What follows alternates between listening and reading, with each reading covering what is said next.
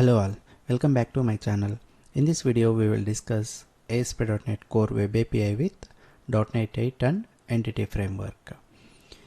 We'll implement one CRUD operation by using this .NET 8 and Entity Framework for understanding the scope.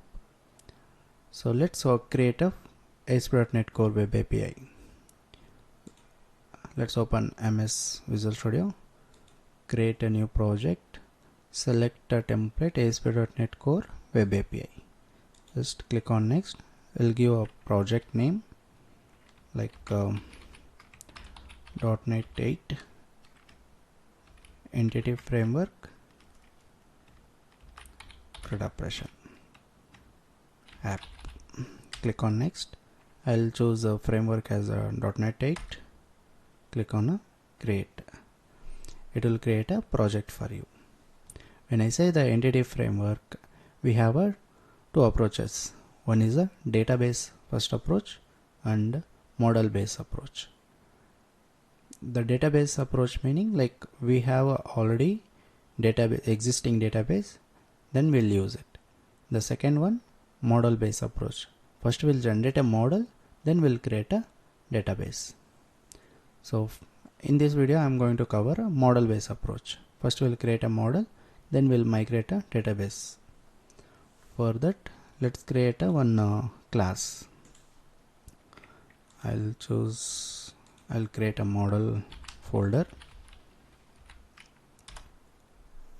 Under the models folder, I'll create one class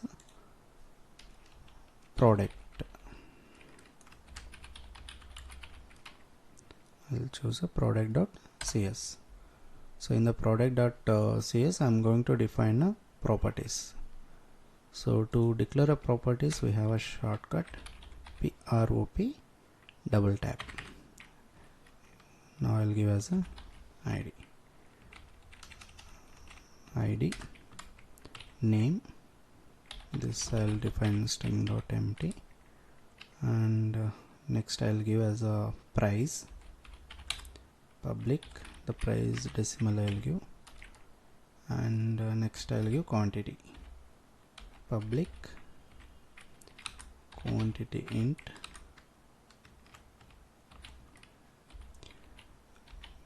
quantity and get answer. So now the model is defined. Next we will generate a DB context file. So before generating a DB context file, we have to install a few packages if you want to use a entity framework. So let's open a NuGet packages.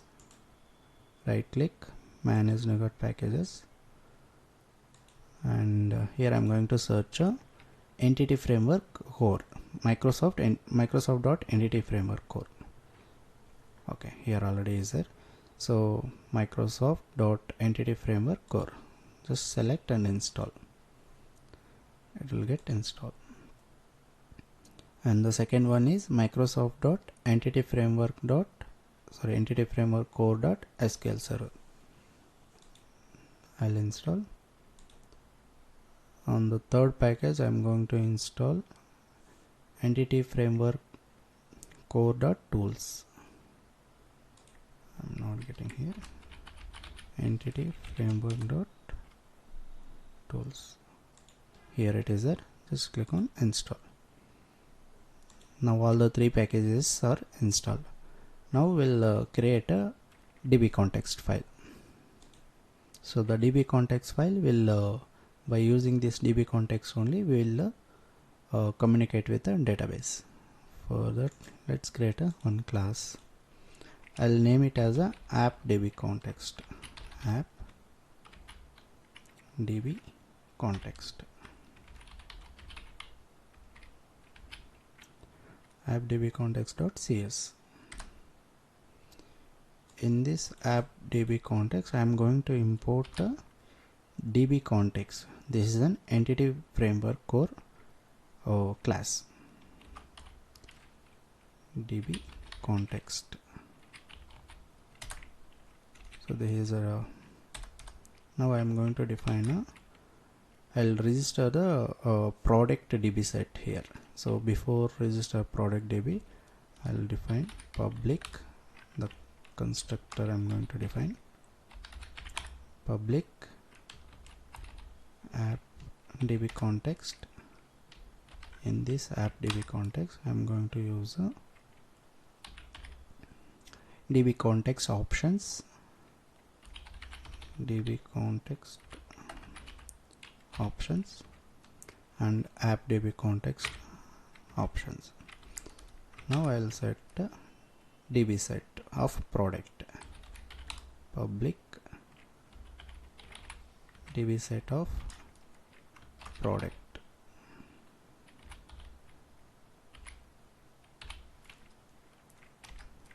products, and this is the properties.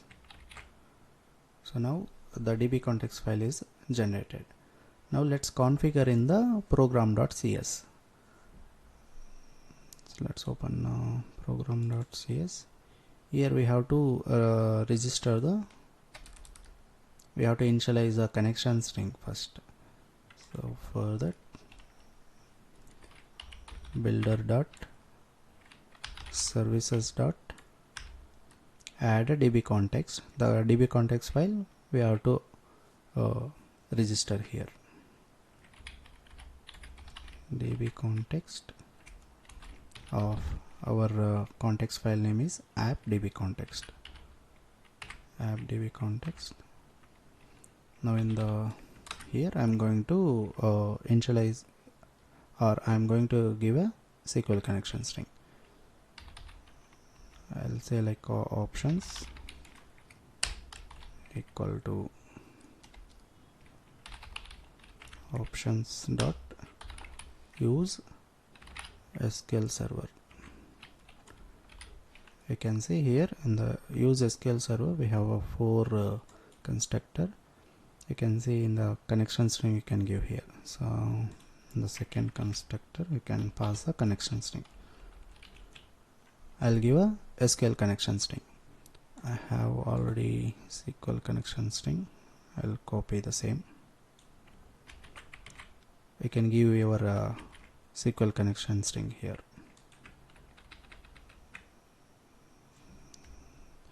This is how we can register our SQL connection string with the appdb context. Next we'll migrate the database. We have created a product model. So this product model we have to create a table in a database. Before creating a table, you can see I have a demo database. In that demo database I don't have any product table.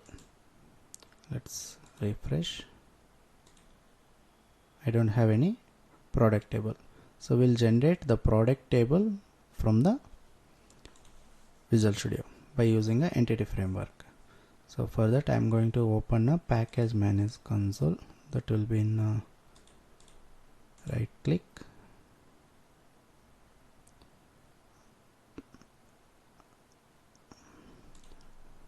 here not finding. We'll open a package manager console, tools, NuGet package manager. You can see package manager console is there. Just open and you have to give a command for it. So to migrate a command, add hyphen migration space initial create.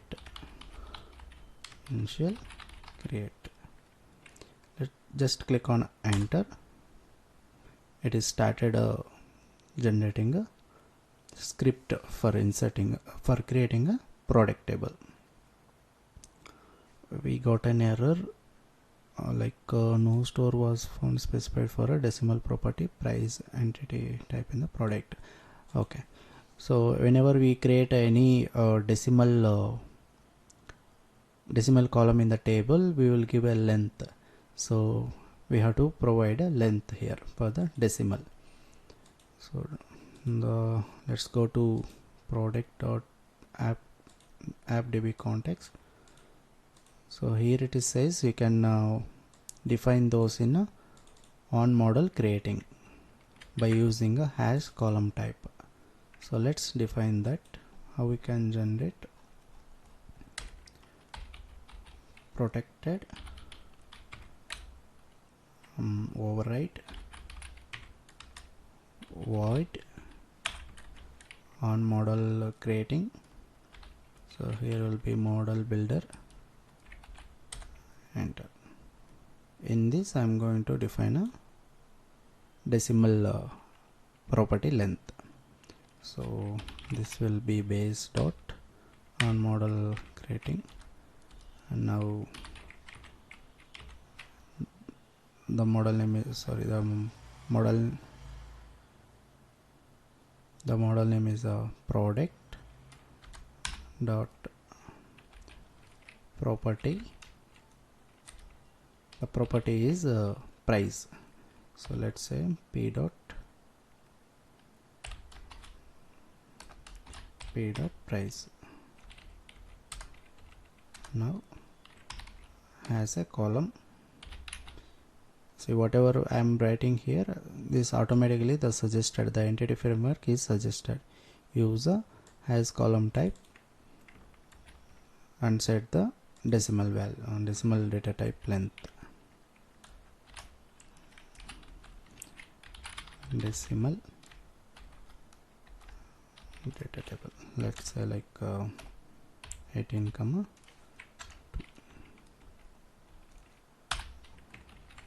Now it's overridden the, when you're creating a model, it will override this data type into that script. So let's I'm going to use here again the same command. Let's build started, build success. Okay, it's already used the initial create. Let's use some other name.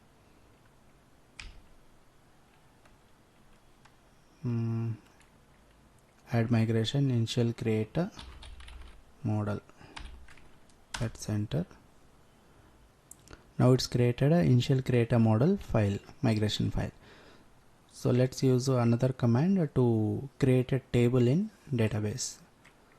For that, update hyphen database. Just click on enter. You can see it is by using the migration file, initial create model migration file, it is created a table in database. You can see in the MS SQL the table is created or not. Let's see, switch to MS SQL. In the demo database, just refresh on the tables. You can see the table is created. Query for a table products. Select star from products. So here you can see the empty table, it is created. Let's switch to Visual Studio. Now we'll create a one controller. From the controller, by using this db context file, we'll do the CRUD operation. For that, in the controller, I'm going to create a one controller file. So let's say API, and the controller name I will give as a products.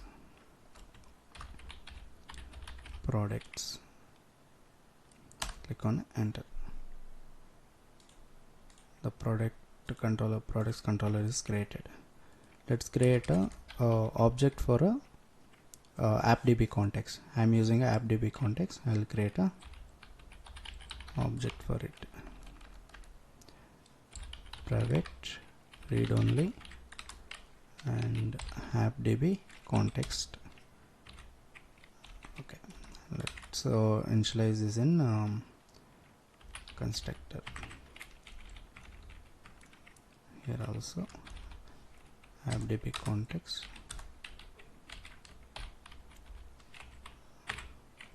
Now let's define APIs here. First I will write a get all product data. For that, http get public. I'll use async, and this will be a task action results action results. And now I will use this one as a product list. So I will use a enumerable of products. This will come as a list, so I will use a enumerable products. Get products.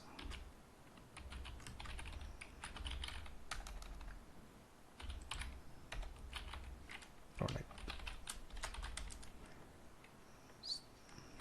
This will return. I'll use await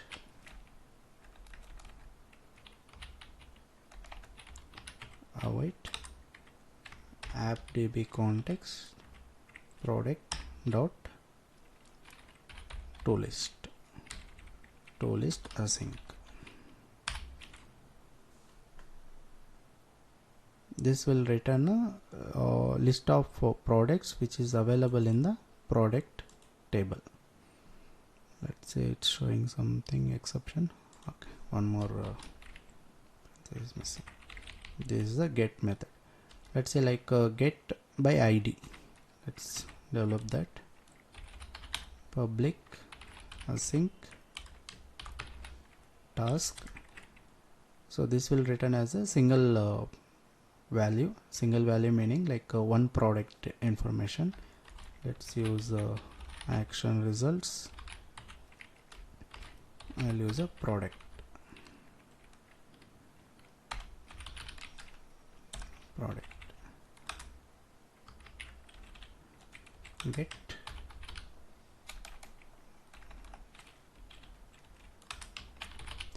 get product by ID. Get product by ID. Product by ID. So this will expect ID as from the input. So I'll give parameter. In the same thing, like first we'll find the ID with this ID whether the value is there or not. If not there, we will return as a not found. So I'll define I'll store the result in the one variable like product equal to this is async. So I'll use single or default async also you can use, or you can find async. I'm going to use a ID here. Now I am using the entity framework methods. You can use the lambda expression also. I'll let you how we can use here. So if the product is a null, I'll return as a not found.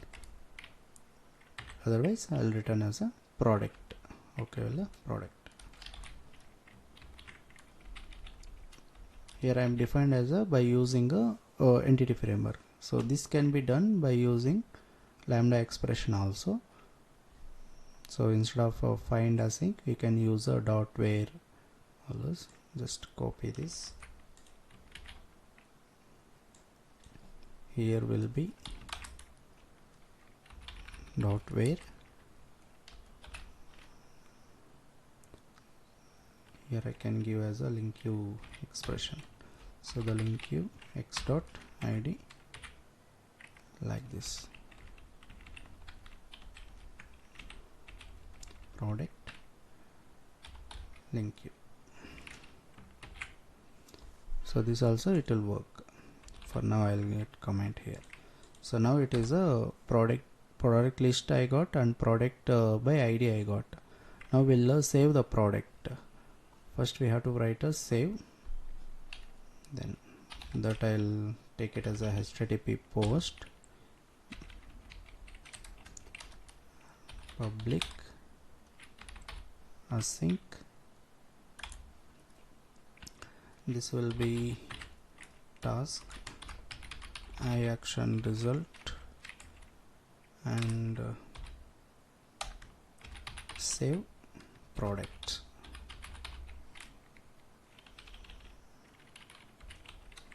Save product. This will expect input So I'll say product product and the object. Now here I'm going to write save the product. So first I am adding into the appdb context, then I will save it. So this is the adding, and if you want to save this, I will write await appdb context dot save changes. Whenever you are adding, you have to use this save changes, otherwise it will not save into your database. Now it is returning as a iAction result, so I will return which product is created, that product data I will return it. So for that, return create at action. I'll use it name of product, save products. I'll not use this save products. Let's use, already we have a get product by ID. Let's use this. So this get product ID, it is expecting ID as an input, so let's pass that as well. I'm going to pass here the object new. So the parameter name is ID equal to, and we have product dot ID I'm passing, so which we created the product dot ID. I'll return it back. So now get is done, save is done, then we'll do as a update. I'll use a get http put. I'll update public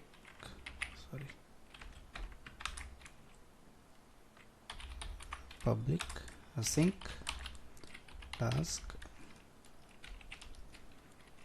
this also iAction result, the name I'll give update a product,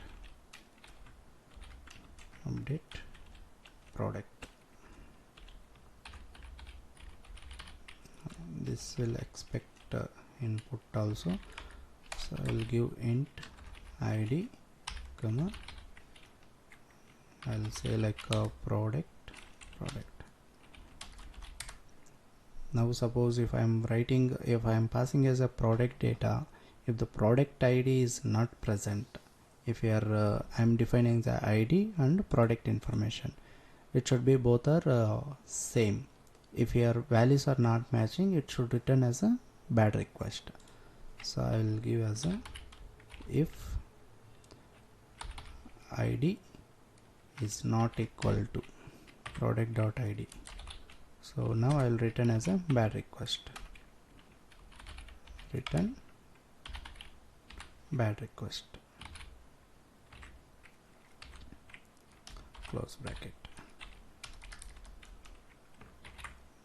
Now if I have a data, then I have to update first in the appdb context, then I have to save.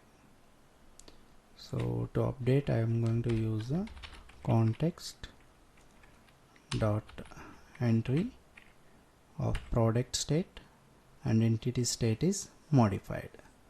So now it is updated into appdb context. Now we have to save into database. For that same whatever we used in the save product, same one we have to use.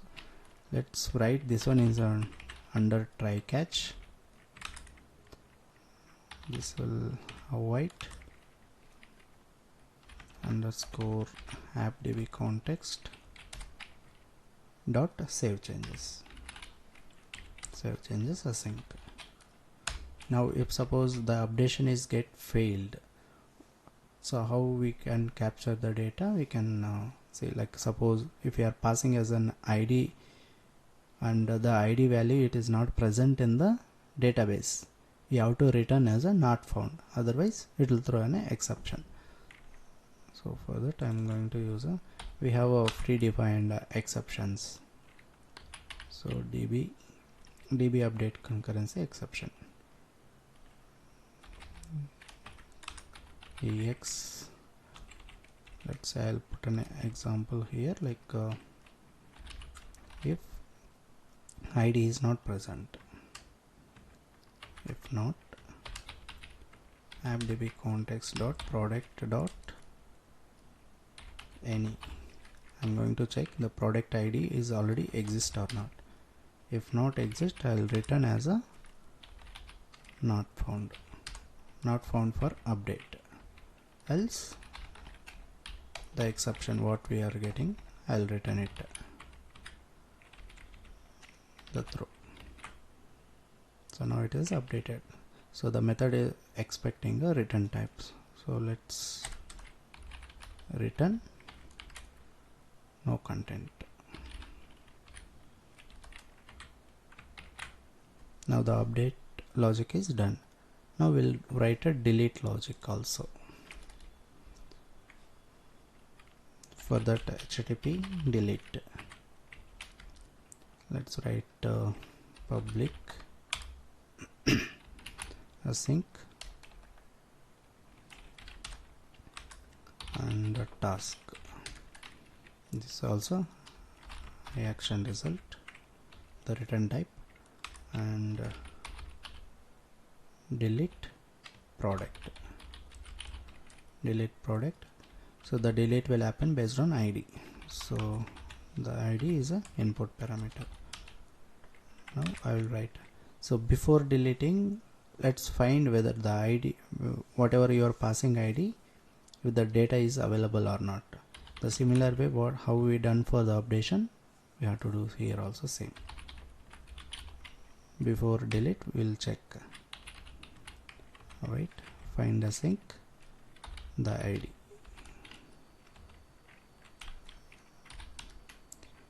If the value is not, if value is product is a null, then we'll say as a not found.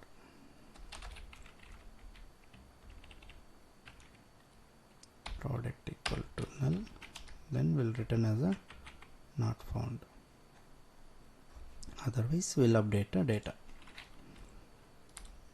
So here also the same.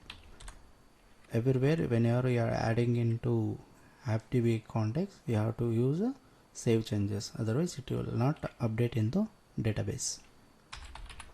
Products dot remove product. Now I'll say await dot save changes, will return no content. So in the above also, if the ID is not written, it's like that. Okay, now the logic is written for all create, update, delete and read. So let's execute this project. Failed to load API definitions. Okay, something we have done a mistake. Let's find that. Okay, you can see here we defined both are get, but we are not defined any routing here, so that's why it is showing a error. So let's define a routing, just slash action. Let's go and execute. Now it's the Swagger UI is loaded. You can see all the product endpoints all listed. The same endpoints we can see in the Visual Studio also. If whenever you create a project, you can see the .NET 8 is generated one HTTP file. So this will have all the endpoint details. When you open, you can see here all the endpoint details. Now weather forecast is there. So if you want to open this endpoint explorer, you can go in the view, other window. Here you have endpoint explorer. If you click, you can see in the left side the product controller is there and weather forecast controller is there. So expand this, you see, you can see delete, get, post, put, all the endpoint details it is available. So whenever you want to hit this, you can hit from here also. Point on the right click, you can see open in editor or generate a request. If you click on a generate a request, it will hit the API. If you open endpoint, you can open the product controller. You can see, suppose if I'm opening a weather forecast endpoint, just open in editor, it will open the controller, respective controller. This they implemented in a .NET 8. The HTTP file it will generate in a .NET 8 web API. Now we'll open the endpoint Swagger UI. So just I'll reload it. Okay, so now I have endpoints here. So let's save the first few data. So just try it out. I'll give here it is expecting ID also, but again we created as a ID as a primary key with the identity. You no need to pass. So let's name, I'll give as a laptop, and the price I'll give 30,000, and the quantity I'll give as a 2. So just click on execute. It is inserted a data and inserted, and it returned the inserted record because we've written as a in the save. Let's close this also. In the save method we save the data, and whatever inserted, the record will be inserting, sorry, the record will return to UI. So that is what this. So let's see this record is saved in the database or not. Let's query that. Just click on exit. You can see the laptop record 30,000, quantity is to be inserted. Let's insert one more.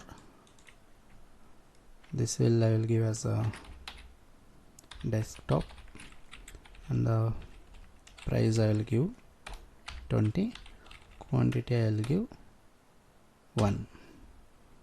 Just click on execute, it will get insert. Let's one more gaming desktop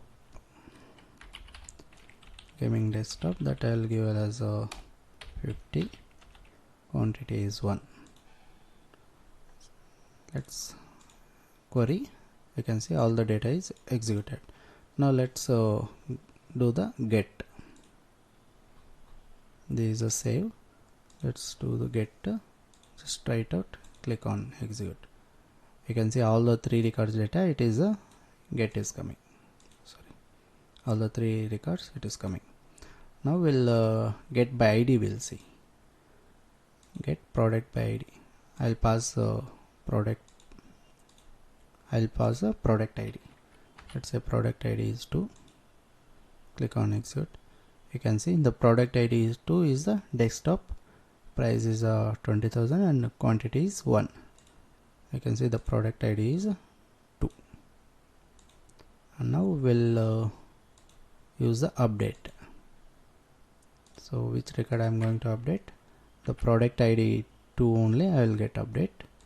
The name, instead of desktop I'll use desktop. I'll use like a old desktop.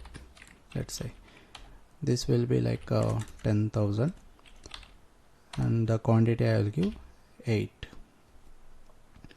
And if I execute like this, if I am not passing a ID, just I will pass ID here, I will not pass ID here. Okay, so let's just click on execute. You can see here it is returning as a 400 bad request only.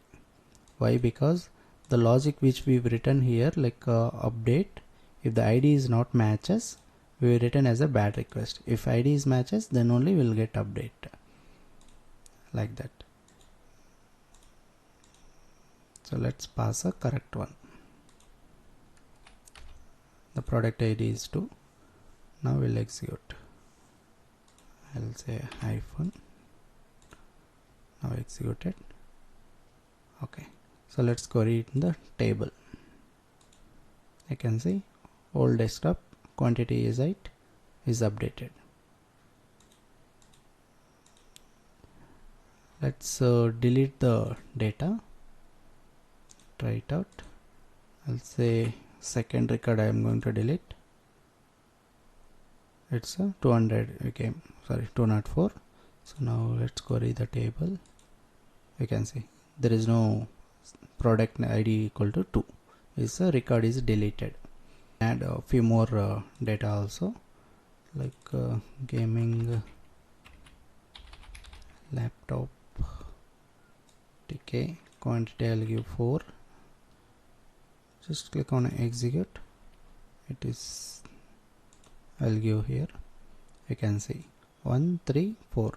The ID also it is auto generated, so it is a second record is deleted, so fourth record is generated. This is how we can implement an entity framework in ASP.NET Core Web API with .NET 8. If you like this video, please share and subscribe. Thank you for watching. Have a nice day.